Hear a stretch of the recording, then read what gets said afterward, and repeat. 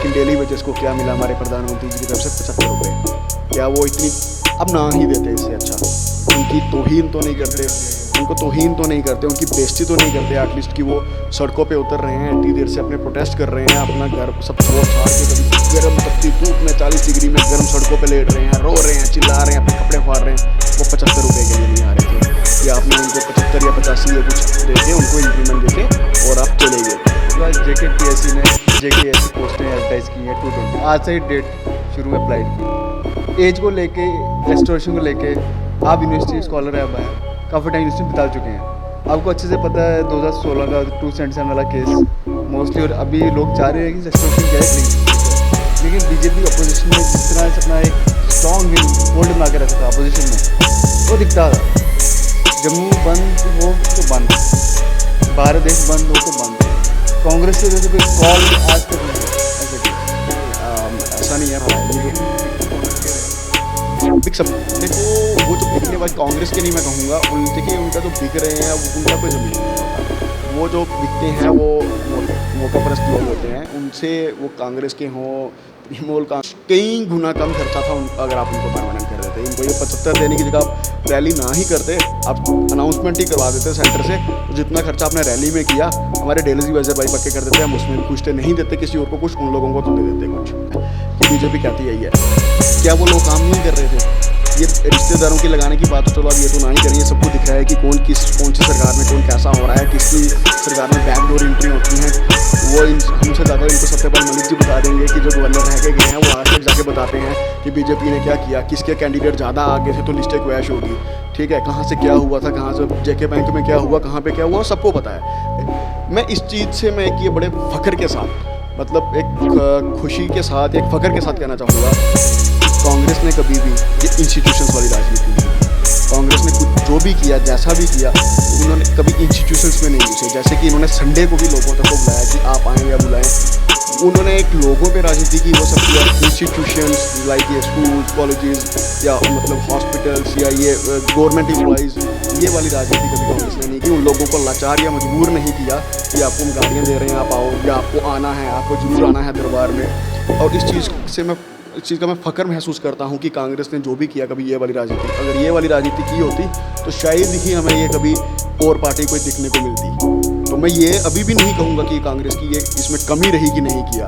मैं इस चीज़ की खुशी मनाऊँगा कि कांग्रेस ने ये नहीं किया, और मैं उम्मीद करूँगा कि कल को जब वो राजनीति में सत्ता में आते हैं तब भी वो ये वाली राजनीति ना चले जाए। इस राजनीति में किसी का नुकसान नहीं है, इसमें देश का नुकसान है, हमारे फ्यूचर का, हमारे भविष्य का, हमारे बच्चों का, जो हमारी पीढ़ियाँ हैं उनका नुकसान है, इसमें देश का नुकसान है। ये वाली राजनीति देश में मैं यही चाहूँगा, चाहे वो कांग्रेस है चाहे कोई भी है, इस राजनीति को ना बढ़ाया जाए। अनिरुद्ध जी, जो टेलीविजन की बात कर रहे हैं, बीजेपी कहती से सब आपकी देन है। देखिए आपने पैसा लगा दिया, आपने करके ड्राइवर लगा दिए टेलीविजन अपना काम करने के लिए। देखिए नमस्कार दोस्तों, आज हमारे साथ है अनिरुद्ध रैना जी, जो कि NSUI स्टूडेंट विंग कांग्रेस के वाइस प्रेसिडेंट हैं। आइए इनसे बात करते हैं और जानते हैं कि कल की जो रैली हुई है मोदी जी की, उसको लेके क्या एक्सपेक्टेशन थी और कितनी फुलफिल हुई। आइए स्वागत करते हैं इनका। सर स्वागत है आपका।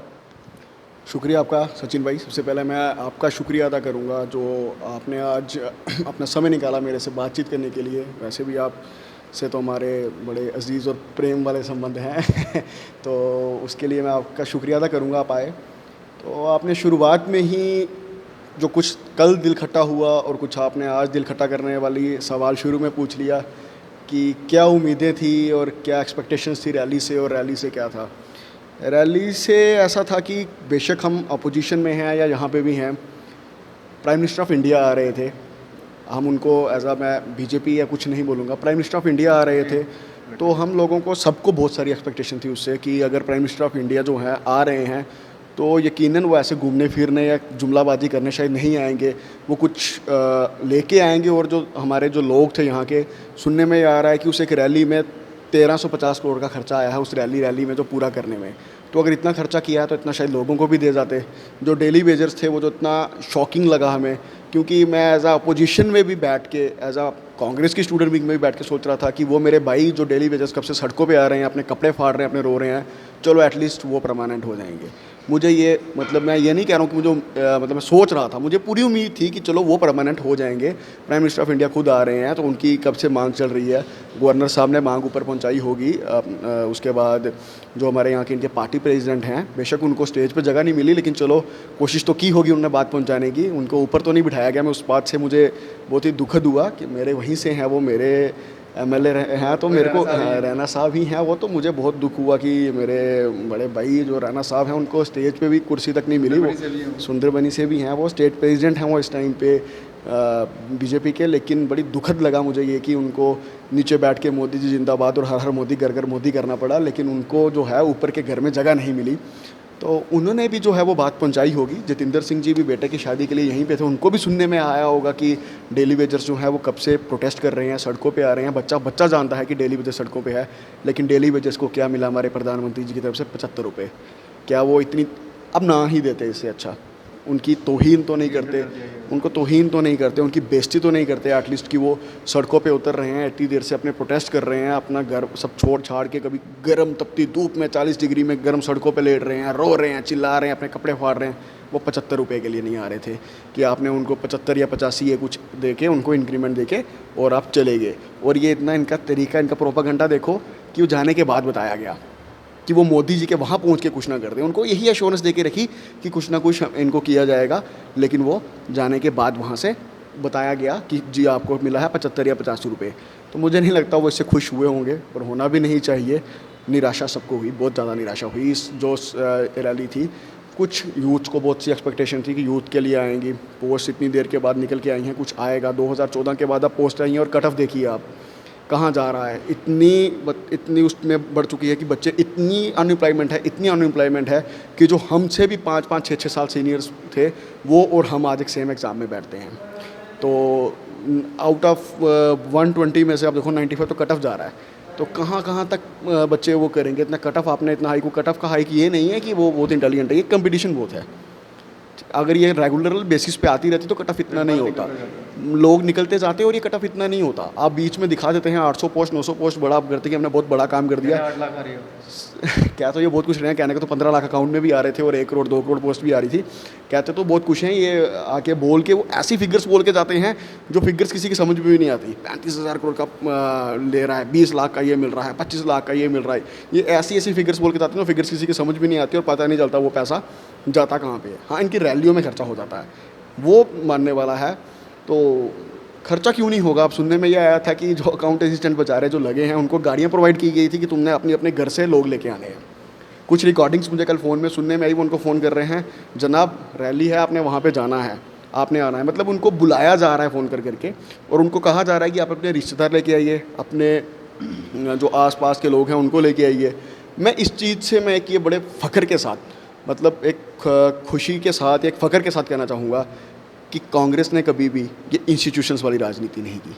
कांग्रेस ने कुछ जो भी किया, जैसा भी किया, उन्होंने कभी इंस्टीट्यूशंस में नहीं घुसे। जैसे कि इन्होंने संडे को भी लोगों तक को बुलाया कि आप आएँ या बुलाएं, उन्होंने एक लोगों पे राजनीति की, वो सब किया। इंस्टीट्यूशंस लाइक ये स्कूल्स, कॉलेजेस या मतलब हॉस्पिटल्स या ये गवर्नमेंट एम्प्लॉइज़, ये वाली राजनीति कभी कांग्रेस ने नहीं की। उन लोगों को लाचार या मजबूर नहीं किया कि आपको हम गाड़ियाँ दे रहे हैं आप आओ, या आपको आना है, आपको ज़रूर आना है दरबार में।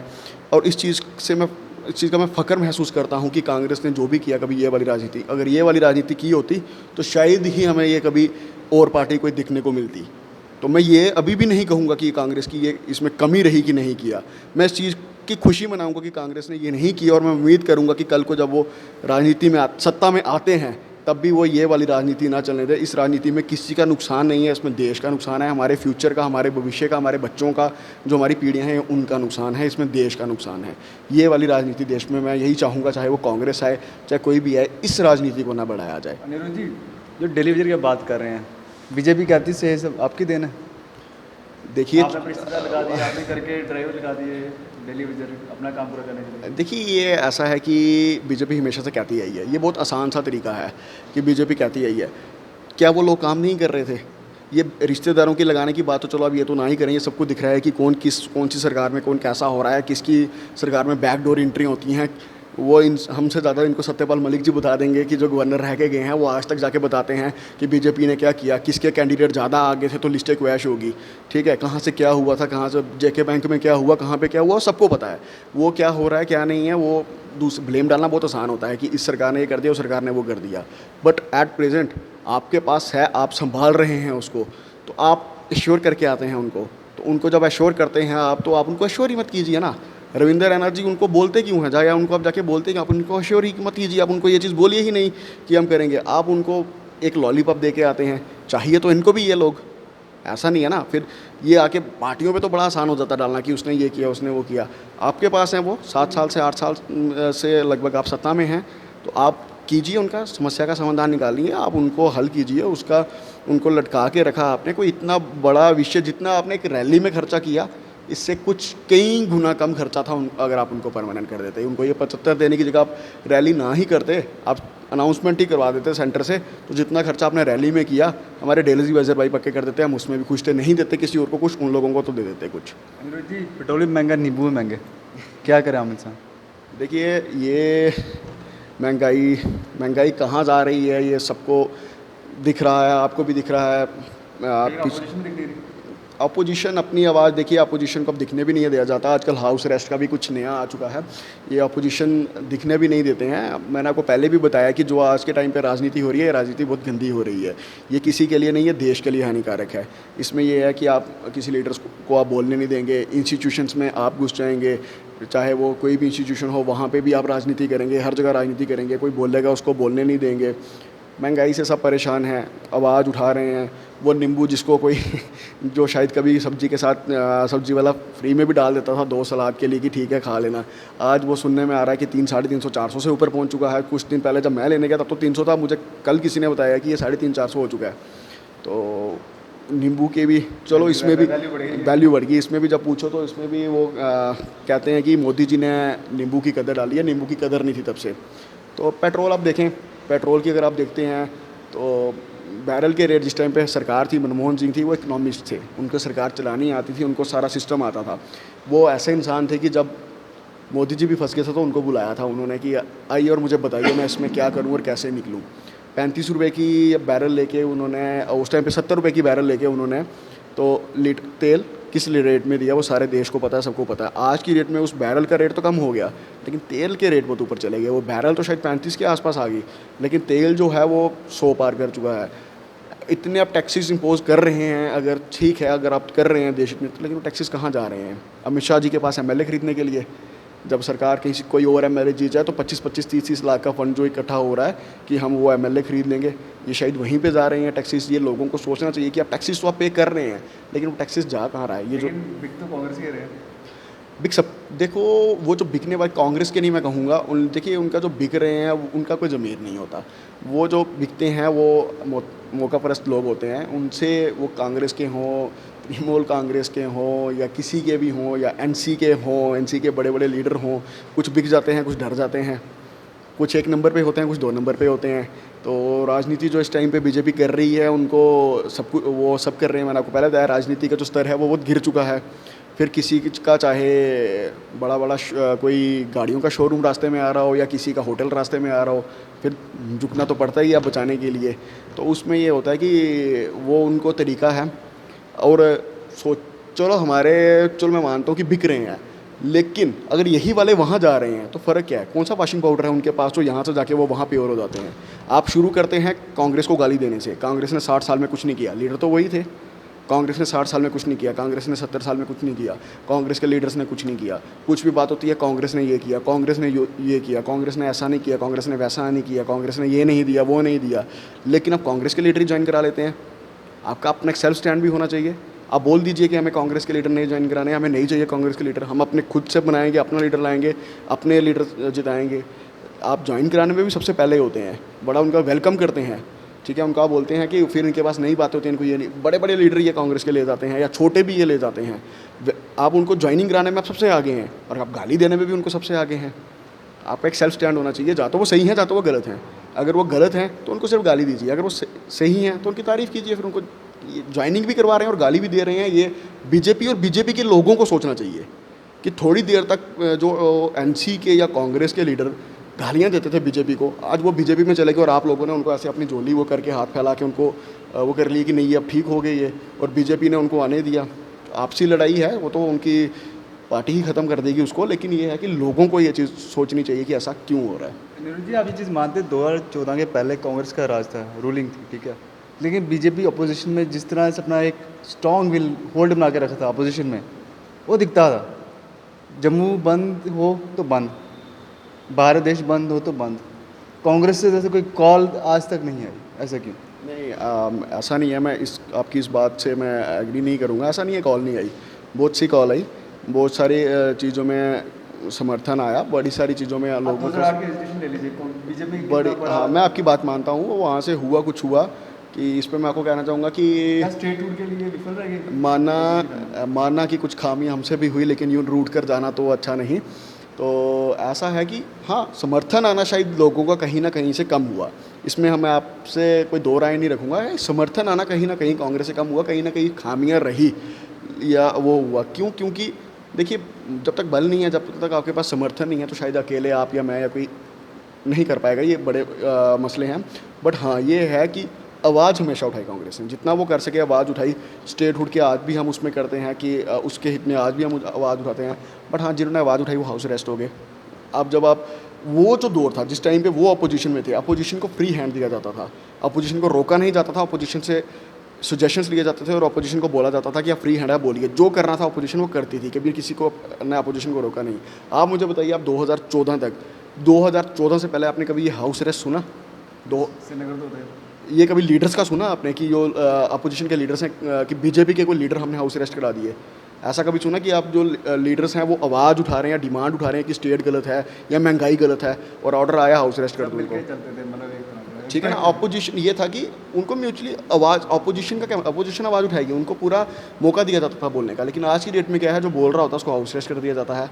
उसके अगर इनके जो संबंधी हैं ईडी और सीबीआई, उनकी रेड करवा दी जाती है। किसी ना किसी की रेड करवा देते हैं इनके घर की, जाइए रेड करिए इनके घर, किसी ना किसी केस में फंसा देते हैं।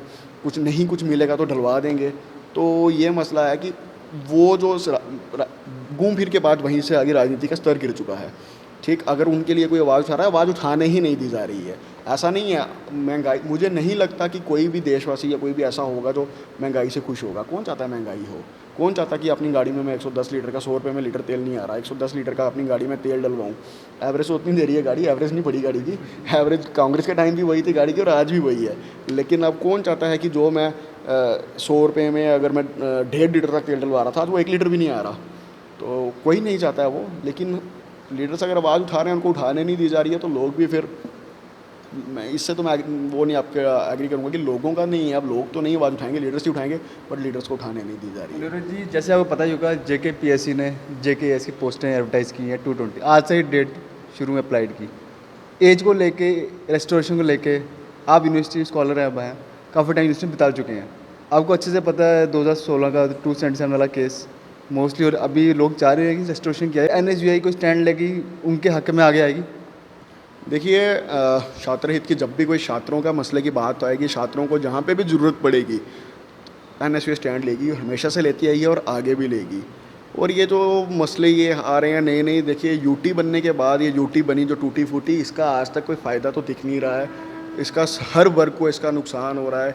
जो हमारे लिए पहले था एज का, उसको भी कम किया जा रहा है। ये जो ऑर्डर था 2018 में आया था, ऐसा पहले मैं बिल्कुल आपकी बात समझ रहा हूँ कि आया, लेकिन उसके बाद ये है कि अब उसको ये चेंज करें। अब उस पर ये इम्प्लीमेंट इनको ये करना चाहिए कि आप लाएं, जो स्टूडेंट हित की जो बात है उसमें करें। आप क्यों एज कम कर रहे हैं, इसमें आपको क्यों करनी है एज कम? आप रहने थे जैसे चल रहा है कि अगर कर रहा है। वैसे भी तो कोरोना ने एक तो ऑलरेडी लोगों को वो जो है मेंटली डिस्टर्ब कर दिया हुआ है। उस टाइम पे चला गया, पोस्ट आपने दी नहीं है। आप एज कम करके, मैं कहता हूँ अगर आप हर साल पोस्ट निकालिए, आप अच्छी सारी पोस्ट दीजिए, लोगों को एम्प्लॉयमेंट कीजिए। 32 छोड़ के आप एज फिर 28 कर दो ना, 30 कर दो ना। एक तो आपकी पोस्ट आती है इतनी देर के बाद, SI एक्सपीरियंस को उसके लिए जाके प्रोटेस्ट करने पड़े, इतनी सब कुछ करना पड़ा अपनी डिमांड वो करने के लिए कि एज 30 कीजिए। फिर वो कितने उनके जाके जद्दोजहद के बाद वो एज जाके बढ़ती है। तो इसमें ऐसा है कि 2 वे प्रोसेस है। अगर आप उसमें रिक्रूटमेंट रेगुलर बेसिस पे ला रहे हैं तो एज को किसी से कोई दिक्कत नहीं होगी। जो इंसान में हुआ तो कोई कुछ नहीं। जो एस्पिरेंट है, जिसने एक चांस देख लिया अपना, 2 चांस देख लिया, 3 4 5, उसको पता चल जाएगा कि मैं एलिजिबल नहीं हूँ। मैं 4-5 चांसेस में अगर नहीं हुआ तो मैं नहीं कर पाऊँगा। लेकिन अगर वो 32 साल की उम्र तक अपने चांसेस ही नहीं देख पा रहा, 1 या 2 चांस देख पा रहा है, उसमें क्षमता है कि मेरा इस बार नहीं हुआ, मैं अगली बार करूँगा, तो आप उसको मौका दीजिए। जहाँ तो देखिए, मेरा ये मानना है कि आप उनको उनके चांसेस लेने दीजिए, कम से कम 3 4 5 चांस उनको लेने दो, फिर वो चाहे 32 साल में हो चाहे 37 साल में हो। अगर आप उनके 32 साल में रेगुलर एडवर्टीजमेंट के साथ, रेगुलर पोस्ट के साथ आप उनके वो चांसेस कंप्लीट करा रहे हैं, जो एक इंसान सोचता है कि मैंने फर्स्ट में, अब सेकंड में इंप्रूव किया है, थर्ड में इंप्रूव किया है, सारे ब्रिलियंट नहीं होते, सारे ब्रिलियंट नहीं होते कि पहली बार या दूसरी बार में निकल जाते हैं। कुछ को टाइम लगता है रिकवर करने में। बड़े सारे टेस्ट में हम लोग भी नहीं कर पाते पहली बार में, बहुत लोग नहीं कर पाते। तो उसमें यह है कि आप उनको मैक्सिमम चांसेस दीजिए इंसान को। ये भी नहीं बोलूँगा कि आप उनको अनलिमिटेड चांसेस दीजिए, लेकिन एटलीस्ट 4-5 चांस तो वो यहाँ से जाके 32 है तो एसएसबी 37 या 40 वहाँ पे चले ट्राई करने यहाँ पे जी, एटलीस्ट को ट्राई करने का। अब एसआई देखिए, बहुत रेयर लोग होते हैं, बहुत रेयर, जो अपनी लाइफ में एसआई की जो पोस्ट रिक्रूटमेंट आती है 2 देख पाते हैं। 2 वाले भी बहुत रेयर आते हैं। मैं अगर आपको खुद का केस बताऊँ तो जब पिछली रिक्रूटमेंट आई थी, मेरी ग्रेजुएशन की डिग्री मेरे हाथ में नहीं थी। इस बार आई तो मैं एलिजिबल था, लेकिन नेक्स्ट जब आएगी मैं 30 बार हो जाऊँगा। ठीक है, बहुत रेयर लोग होते हैं जो एसआई की रिक्रूटमेंट अपनी लाइफ में 2 बार देख पाते हैं। सबको 1 बार दिखती है, और इतने ब्रिलियंट होना बहुत मुश्किल है कि आप 1 बार में कर जाएं। बड़े रेयर लोग हैं जिनको 2 बार दिखती है, और 2 भी मैं सफिशिएंट चांस नहीं मानूंगा। एक तो चलो है ही नहीं, एक तो हो गया trial test, go and check your luck, अगर किस्मत अच्छी है तो हो जाओगे, नहीं तो नहीं। बट मैं एटलीस्ट बोलूँगा कि आप उसमें भी 3 4 चांस उसमें भी मिले। 6 एक पोस्ट, एक बार ये पोस्ट दे देते हैं 800 1200 लोगों को खुश करते हैं जी, 1000 पोस्ट आ गई, 800 पोस्ट आ गई। ये देखिए कि उसके 8 साल के बाद आप भूल ही जाते हैं कि पोस्ट भी, उसके बाद आप भूल ही जाते हैं कि पोस्ट भी निकालनी है। तो इसमें ये है कि मैं ईयर्स या उसमें वो नहीं बोलूँगा मैं आपको कि एज में, मैं बोलूँगा चांसेस दें आप। एसआई में भी आप 3 4 चांसेस लाएँ, 6 चांसेस। हाँ, एक्सीए में भी आप 2 चांसेस, 1 चांसेस, मेरा 3 4 चांसेस लाएँ। बाकी एग्जाम्स में भी आप चांसेस लाएँ। एटलीस्ट ये है कि उसमें आप देख लें, या तो आप ईयर बाई ईयर पोस्ट दे दें, तो या फिर आप उसको एज जो है 37 ही रहने। अब मतलब ये है, आपने अच्छा कुछ किया नहीं, जो था उसको भी आप ख़राब कर रहे हैं। या तो आप कुछ अच्छा कीजिए, पर ईयर पोस्ट दीजिए, बच्चे उससे सेटिस्फाइड होंगे, अपने चांसेस 3 4 देखेंगे। उसके बाद उस बच्चे को लग जाएगा मैं एलिजिबल नहीं हूँ, वो आवाज़ भी नहीं उठाएगा, वो बोलेगा मैंने 4 ट्राई दे ली, मैं नहीं कर पाया, 5 ट्राई दे ली, मैं नहीं कर पाया, मैं इसके लिए एलिजिबल नहीं था। 1 ट्राई के बाद, 2 ट्राई के बाद बच्चे को लगता है कि मैं तीसरे में क्रैक कर दूँगा, पता चलता मैं एवरेज हो गया हूँ, फिर वो बच्चा सड़क पे ही आएगा, वो प्रोटेस्ट ही करेगा। तो अगर आप उसको स्मूथ पैटर्न में चलाएंगे वो कभी नहीं आएगा। थैंक यू अनुज जी। ये कि अनुज जी वाइस प्रेसिडेंट NHUS है स्टूडेंट विंग के, जिन्होंने एक रिलैक्सेशन चाहे SI की हो चाहे JKPSC हो, कम से कम 3 से 4 SI और कई चांसेस और 6 चांसेस कम से कम JKS में होने चाहिए स्टूडेंट, जिसमें स्टूडेंट अपना को एक चेक कर पाए कि एक एच तक कि भाई यहाँ तक सर्टिफिकेट लेवल पहुँच चुका है, तो वही स्विप कर पाए JKSB में। देखते रहिए जम्मू पोर्टल सच के साथ। Thank you.